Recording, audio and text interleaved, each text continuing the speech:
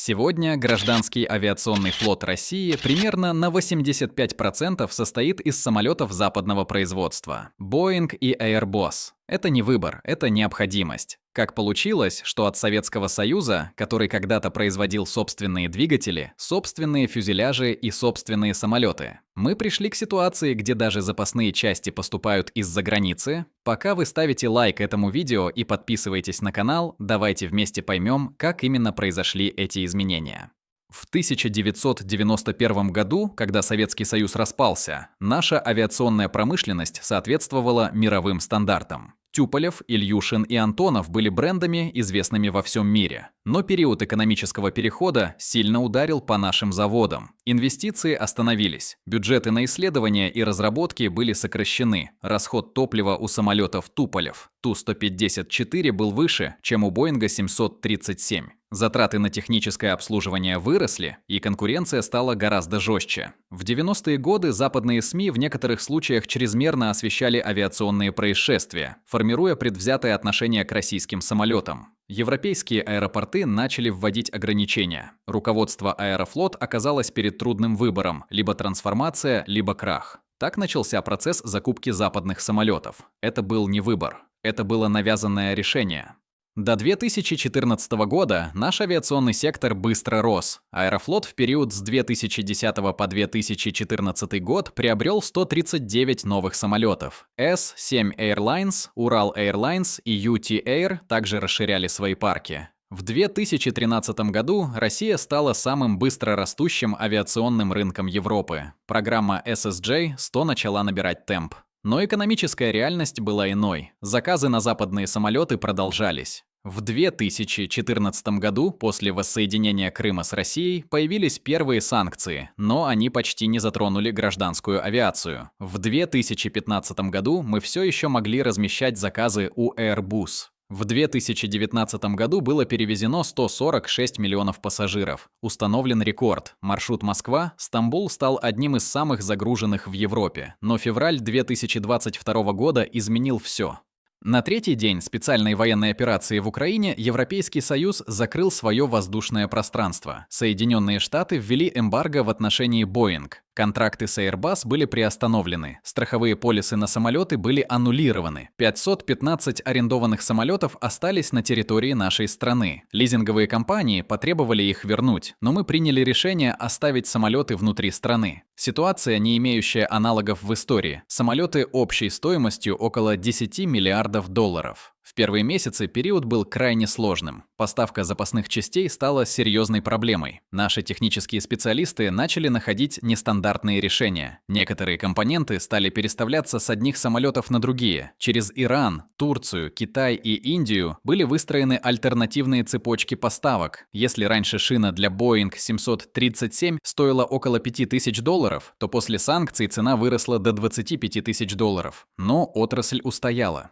В этот период было прямо заявлено о необходимости увеличения доли отечественного производства в гражданской авиации. В этом контексте проекты Сухой Суперджет, 100 и МС-21 стали ключевыми направлениями для отрасли. При этом программа SSJ-100 существовала с 2011 года. За это время в эксплуатацию было введено более 200 самолетов. Однако ряд критически важных компонентов поставлялся из-за рубежа. После введения санкций в этой системе возникли серьезные сбои. Поэтому в 2023 году была запущена программа SSJNU. Ее цель – перейти к более высокому уровню локализации. Первые объемы производства оставались ограниченными, но процесс постепенно развивался. По проекту МС-21 ситуация была схожей, испытания продолжались, производственная инфраструктура переносилась внутрь страны. Серийное производство было намечено на 2026-2027 годы. Все эти изменения отражали попытку отрасли сохранить устойчивость. Теперь ключевой вопрос заключается в другом. Является ли этот курс временным решением или основой для долгосрочной трансформации? Цель увеличения доли отечественного производства обозначена четко, но именно сроки, затраты и реальные производственные возможности станут решающими факторами. Ближайшие годы покажут, как российская гражданская авиация выйдет из этого переходного периода и какое место она займет в глобальной конкуренции.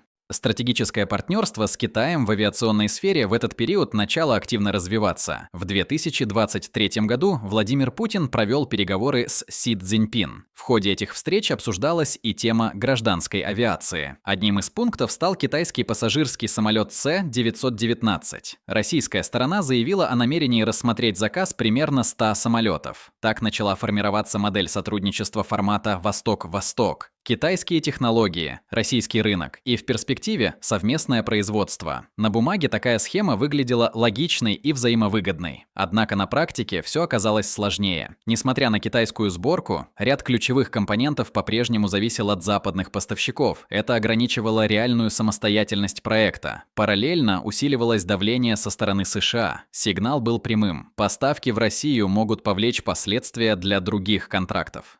Китай не был готов рисковать крупной гражданской авиационной программой. В результате сроки поставок начали сдвигаться. Краткосрочные ожидания не оправдались. Тем не менее, в долгосрочной перспективе сценарий остается открытым. По мере локализации двигателей и систем в Китае, доступ к этим самолетам может упроститься. Но это путь не быстрый, он требует времени и требует терпения.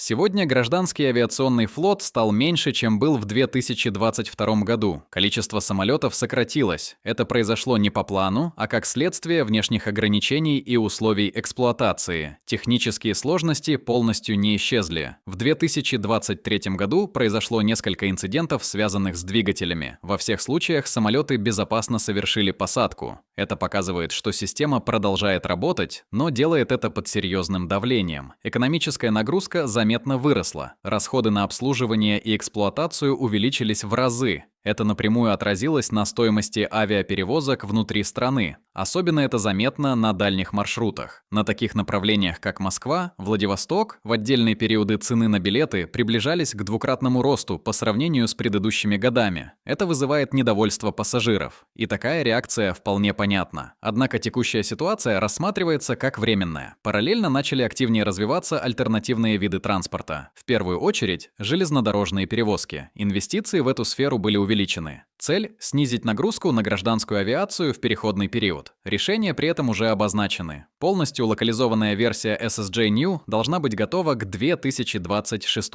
году. Проект MC-21 выходит на этап серийного производства в период с 2027 по 2028 год. Это означает, что потребуется еще 2-3 года терпения. За это время собственные технологии продолжают развиваться. Производственные возможности расширяются, и зависимость от внешних поставщиков постепенно сокращается. В этом месте важно сказать одну вещь прямо. Российская гражданская авиация сегодня не находится в состоянии краха, но и к прежнему уровню она пока не вернулась. На самом деле происходит другое. Это столкновение с реальностью, которое долго откладывалось. Система, сильно зависящая от внешних факторов, внезапно оказалась вынуждена стоять на собственных ногах. Не все решения, принятые в этом процессе, оказались идеальными. Время от времени возникают задержки, растут издержки. Пассажиры ощущают это напрямую. Однако, если взглянуть на ситуацию шире, становится ясно одно. Отрасль не остановилась. Она пытается выжить. Самолеты продолжают летать, маршруты остаются открытыми, и система, несмотря на давление, продолжает работать.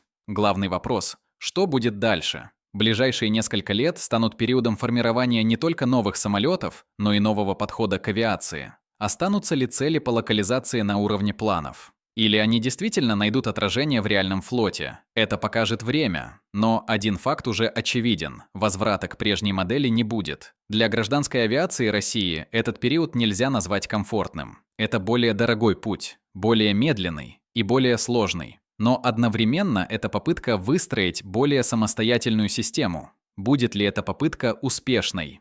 Или приведет к новым трудностям? Вот вопрос, на который еще предстоит ответить. Возможно, все происходящее сегодня – это не конец, а начало. Долгое и болезненное. И куда оно приведет, определят не заявления и планы, а реальные события ближайших лет. Не забудьте поставить лайк нашему видео и подписаться на наш канал.